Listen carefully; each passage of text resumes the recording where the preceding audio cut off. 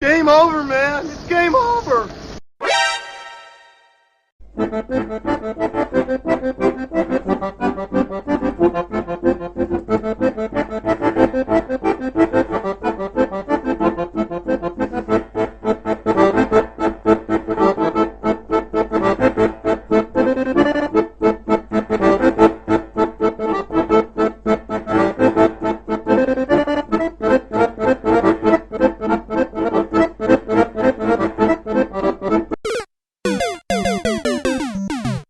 Greetings and salutations, and welcome to Nostal-Ged.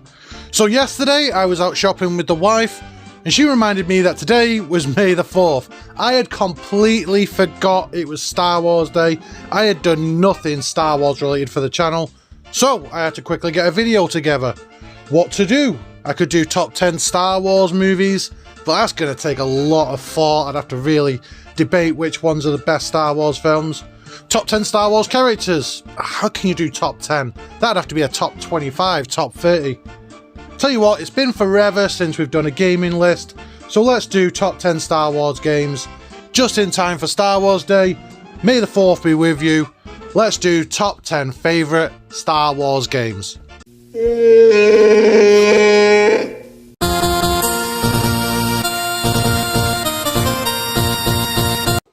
Jedi Survivor came out last week. I haven't got it yet, but I cannot wait to play that game because Fallen Order was so great. The newest game on the list, I don't want to ruin it too soon, but there are definitely more retro games coming up. And this will go to show just how far Star Wars games have come since the 80s. Seriously, look at the graphics, the amazing story. And the biggest highlight for me is that Order 66 level when he's a kid. That level is just sick.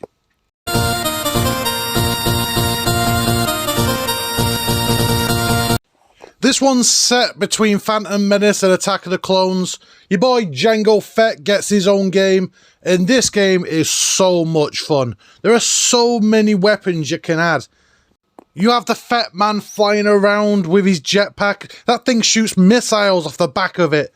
It is not the deepest of games, doesn't have a massive story, but it is so much fun.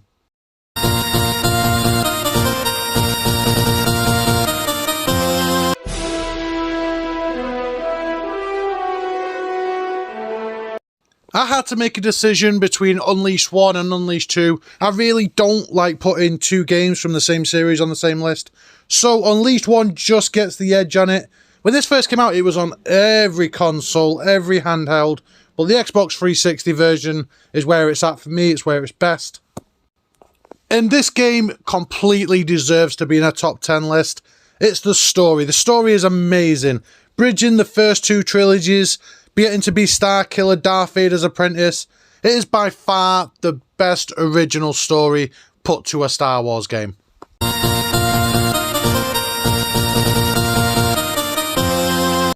I had played Battlefront back in the early 2000s on the PS2 when it first came out, and then that game just went to the back of my brain. I completely forgot about it. One day I was in CEX and saw the new EA version for £1 and thought, meh, why not? It's only £1, let's give it a go. I could not believe how good this game was and that I'd missed it when it first got released. This game has all your favourites. You get to play through Hoth, Tatooine, Endor. You can play with Luke, Han, Leia, Darth Vader, Boba Fett. You can fly X-Wings. You can drive AT-ATs. This game is so much fun, so cool. I still play it to this day. Battlefront 2, I had it. Didn't like it as much as Battlefront 1. Yeah, I still love this game, still play this game on a weekly basis.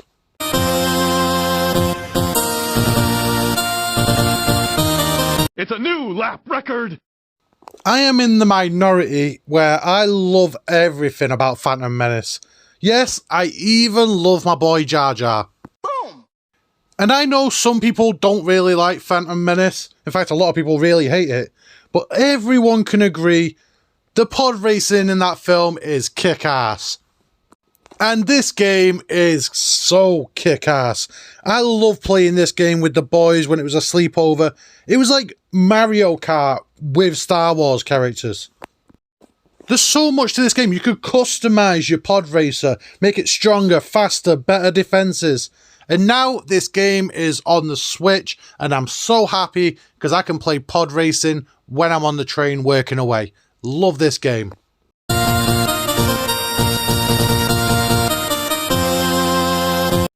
I am not now, nor have I ever been, a Lego guy.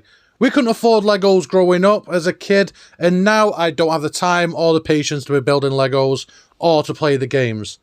I never really played the games until I met my beautiful wife and we were babysitting her niece, and she was playing Lego Star Wars. And I gotta tell you, after that night of babysitting, I ran out and bought all the Lego games immediately. And if you're gonna force me to pick a Lego game, it's gotta be the second one, the original trilogy. It's the best one by far. They're so easy to pick up. If you haven't played them, just run down to CEX or jump on Amazon. They'll be like £1 each. Get them on your Wii. You can get them on the PS2. I think you can get them on Switch. Seriously, they are so much fun. I need to start playing them again with my kids.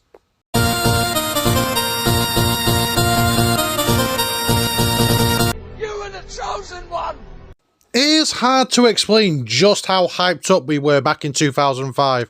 We were going to see the climax to the trilogy, getting to finally see how Anakin became Darth Vader.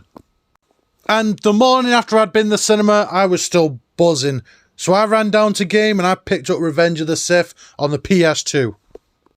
It is so rare that a computer game tie-in matches up to the film so well.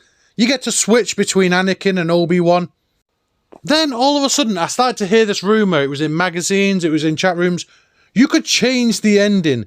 You could make it so Obi-Wan didn't win and that Anakin didn't become Darth Vader. You could change it so Anakin kills Obi-Wan.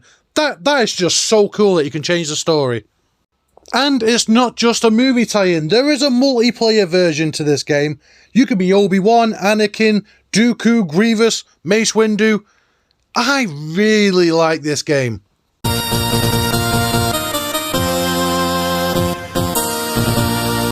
So we've reached that part again where I show just what an old fart I am.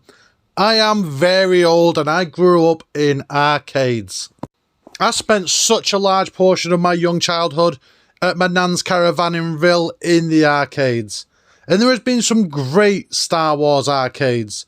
But the OG, the Pod arcade, is the GOAT of all Star Wars arcades. I have to explain, you would sit inside this gigantic pod and you'd have speakers behind your head and this LED screen, and you felt like you were Luke in Empire Strikes Back, flying around in that ship on Hoth. I would give anything to feel like that again.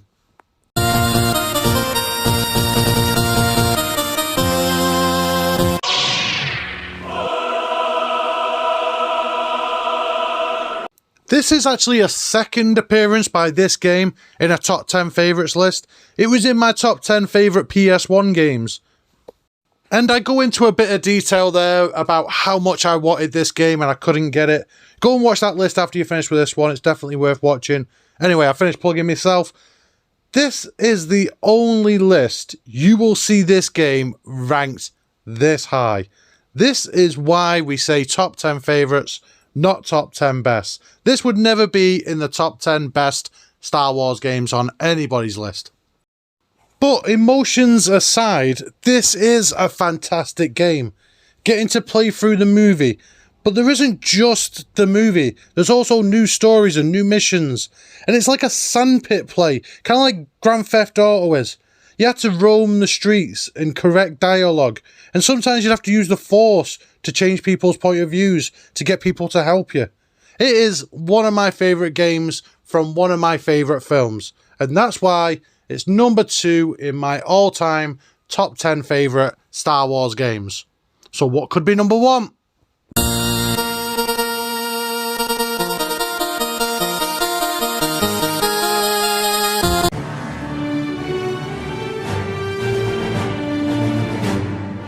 Like I said, I was a bit pressed for time.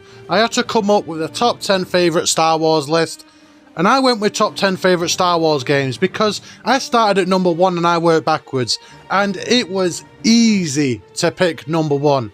It is simply the best Star Wars game ever made. Knights of the Old Republic, it's probably one of the best games ever made. When I do these top 10 favourites, you probably notice that I put a lot of things to a time that I remember. Childhood, high school years, college. Knights of the Old Republic is not like that, because it is as good now as when it first came out in the early 2000s. The gameplay is smooth. The story is amazing. It's got fantastic characters that are customizable. This is a perfect game. This game was my first experience of something that I'd never seen before. The decisions that you made changed the game. It changed your character. You could be light side, you could be dark side. It changed as you went along. And I've not seen that done as good. The Fable games do it, but not as good as this game does it. There have been rumours of this game getting remade for the last 10 years, maybe even more. And I don't even know how to feel about that, because yeah, it would be nice to have loading quicker and the graphics could be doing with updated. But do I really want to mess with something that I love this much? This is one of my all-time favourite games, or one of my all-time favourite series. But of course, this is why we do top 10 favourites, not top 10 best. Did I miss something obvious? Should I put something lower, something higher? Strike me down in the comment section. Let me know your favourites. Let me know what I got wrong.